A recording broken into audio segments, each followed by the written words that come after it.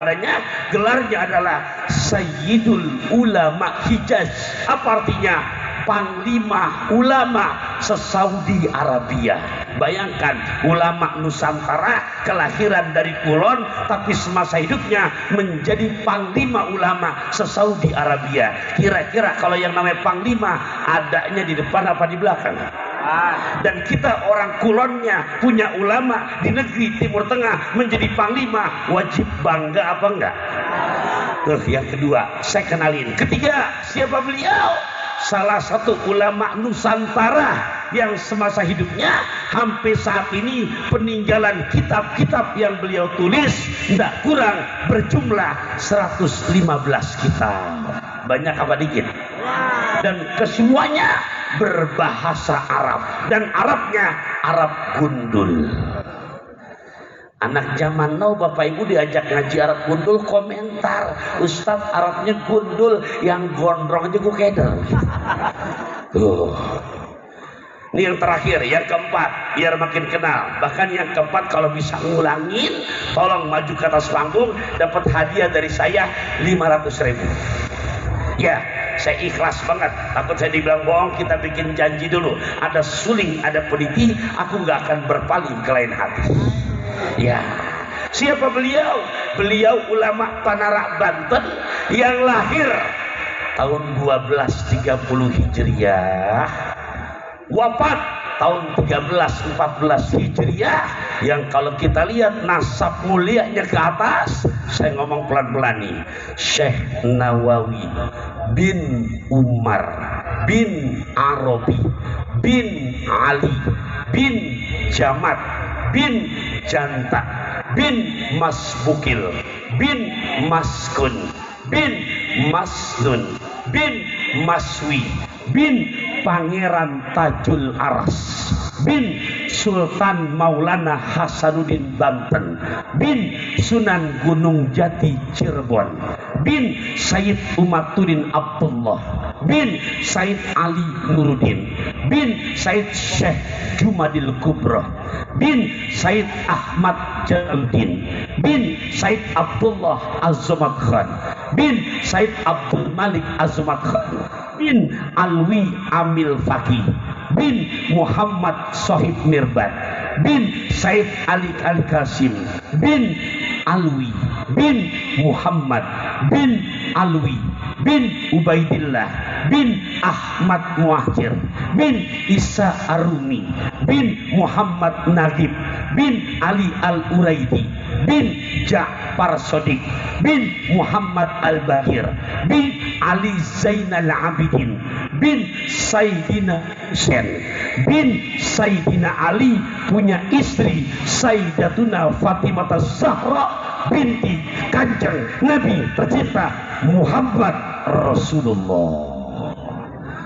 Mana yang mau dapat gopek? Ulangin barusan.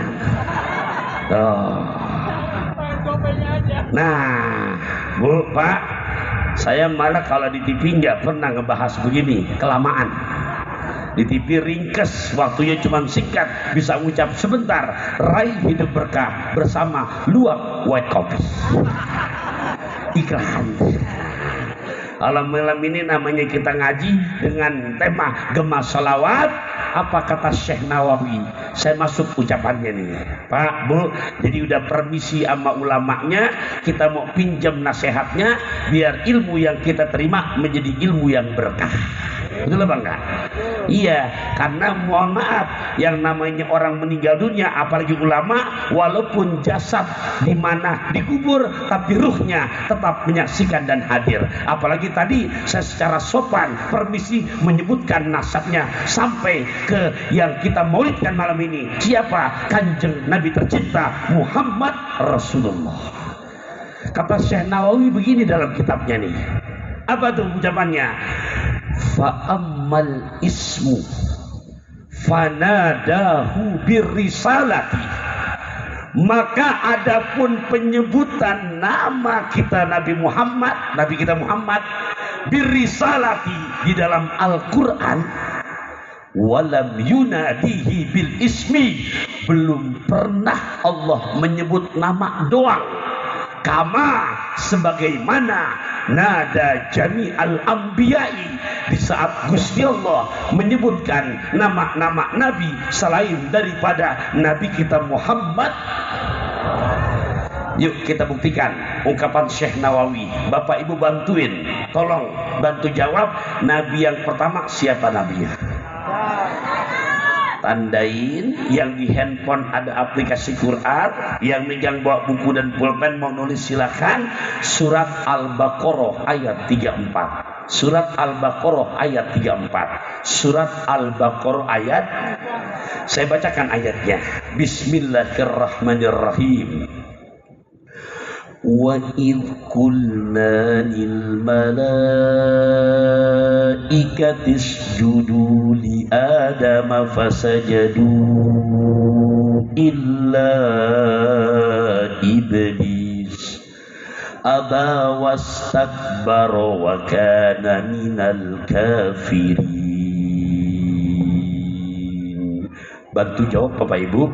Di surat Al-Baqarah ayat 34 yang baru saja saya bacakan, disebut gak nama Nabi Adam? Kadang-kadang dia tadi li Adam disebut ya. Yang dimaksud sama Syekh Nawawi ada nggak tambahan begini, li Adam Rasulillah? Ada nggak? Nggak ada nama julukan, nama doang Adam. Itu satu. Kurang puas kalau baru satu.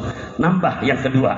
Boleh dilihat ayat 53. Al-Baqarah masih suratnya ayat 53. Ayat berapa? Saya bacain ayatnya. Wa id ataina Musal kitaba wal furqan la'allakum tahtadun. Disebut gak nama Nabi Musa? Disebut. Punten, perhatikan baik-baik. Ada nggak pakai julukan wa id ataina Musa Rasulullah? Ada apa enggak? Udah berapa tuh? 2. Kurang, tambah lagi. Ya, ayat 127. Masih di Al-Baqarah aja. Cuman ayatnya ditandai. Ibu yang menyimak, kita datang ke sini mau ngaji, biar pulang dari sini harus ada oleh-oleh ilmu bab gemas salawat yang harus kita amalkan dan kita terima. Yang ketiga, Al-Baqarah 127. Surat Al-Baqarah ayat 127. Ayat berapa? Saya baca dulu ayatnya. Wa idh yarfa'u Ibrahimul qawa'ida minal baiti wa Ismail Rabbana taqabbal minna innaka antas samiul alim. Disebut gak nama Nabi Ibrahim? Disebut gak nama Nabi Ismail? Tapi ada nggak tambahan pakai julukan? Udah 4 ya. 1 Nabi Adam ayat 34. 2 Nabi Musa ayat 53. 4, 5 ayat 127 Ibrahim dan Ismail. Dan kata Syekh Nawawi, Quran 30 juz, di saat Allah menyebut nama-nama Nabi selain dari Nabi kita tercinta Nabi Muhammad, hanya penyebutan nama doang berbeda. Di saat Gusti Allah menyebutkan nama Nabi kita Muhammad. Yuk, yang tadi saya bacakan Al-Ahzab ayat 21, surat Al-Ahzab ayat 21, surat ketiga juz 21 ayat 21. Ini saya bacain lagi. Laqad kana lakum fi rasulillahi uswatun hasanah. Nama Nabi kita siapa Bapak Ibu? Tapi di surat Al-Ahzab yang baru saja saya bacakan, Gusti Allah menyebutnya pakai nama apa julukan. Perhatikan, laqad kana lakum fi rasulillah apa fi Muhammadin. Nyebutnya nama apa julukan? Jadi kata Syekh Nawawi, Quran 30 juz, di saat Gusti Allah menyebut nama yang mulia Kanjeng Rasul, gemas salawat, nggak pernah nama doang, pasti dirangkaikan, ditempelin dengan julukan. Kurang kalau 1, naik ayat 40. Al-Ahzab juga masih ayat 40. Ayat berapa? Al-Ahzab masih suratnya. Saya bacakan lagi. Makana Muhammadun, nama tuh nama. Makana Muhammadun aba ahadim mirrijalikum. Lihat penegasannya. Lihat penegasannya. Walakin Rasulullah. Kurang satu, ada waw atop. Wa khataman nabiyyin. Ada nggak julukannya tuh? Tadi Nabi Adam ada nggak begitu? Nabi Musa ada nggak begitu? Nabi Ibrahim ada nggak begitu? Tapi lihat Rasulullah ada apa nggak? Selalu di saat Kanjeng Nabi Muhammad pasti ada penyebutan julukannya. Di sini kata Syekh Nawawi dengan tema Gema Selawat, makanya Allah memuliakan dari penyebutan nama Nabi kita Muhammad. Makanya malam ini yang hadir maulidan, apalagi donaturnya, jamaahnya, rugi kalau kita nggak kecipratan kemuliaan daripada Nabi kita Muhammad sallallahu alaihi wasallam. Saya mah ceramah mau lama mau sebentar udah bebas saja karena udah lunas. Iya, nggak mungkin panitia nagih lagi. Tapi paling nggak bab Gema Selawat biar paham, Pak, Bu. Berarti di Al-Quran Gusti Allah membedakan nggak penyebutan nama Nabi kita dengan nabi-nabi yang lainnya? Membedakannya menjatuhkan apa memuliakan? Muliakan. Oke, sebagai kunciannya, yuk kita lihat surat ke-8 juz ke-9 ayat 33. Surat ke-8 juz 9 ayat 33. Biar kita ngamalinnya bukan katanya, tapi kata Al-Quran, dan makin optimis karena dalilnya yang kita dapat malam ini makin jelas. Surat Al-Anfal ayat 33. Surat apa? Ayat berapa? Sudah ketemu? Nih saya bacain ayatnya. Bismillahirrahmanirrahim. Wa ma kana Allahu liyu'adzibahum wa anta fihim wa ma kana Allahu mu'adzibahum wa hum yastaghfirun. Begitu nggak bunyinya itu? Halo, yang lihat begitu nggak? Ya, Bapak Ibu, ini janji Quran. Ingat, janji Quran bukan janji pilkada. Iya, harus jelas dulu. Karena janji pilkada mah beda tipis sama pilkabe. Iya. Apa bedanya? Pilkabe ibu lupa jadi. Tapi pilkada banyak kan begitu jadi. Ya makanya tadi saya ngomong pesan apa, ada roti dari Madinah di depan orangnya biar jadi bupati yang amanah begitu.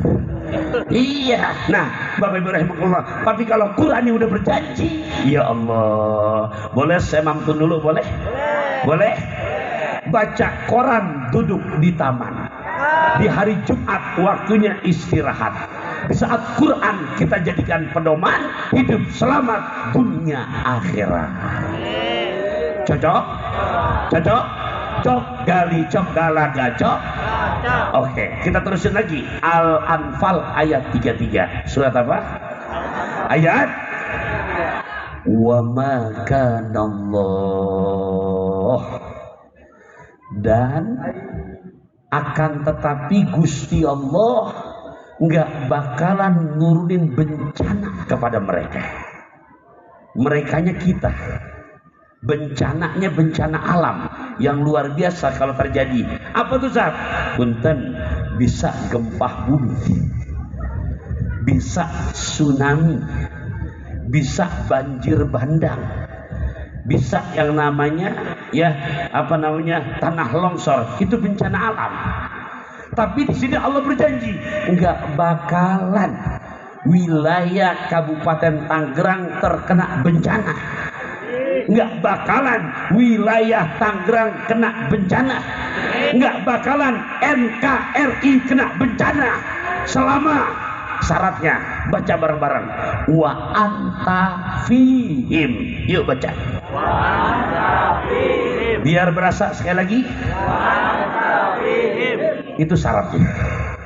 Ini janji Quran. Itu bencana alam, nggak bakalan trauma.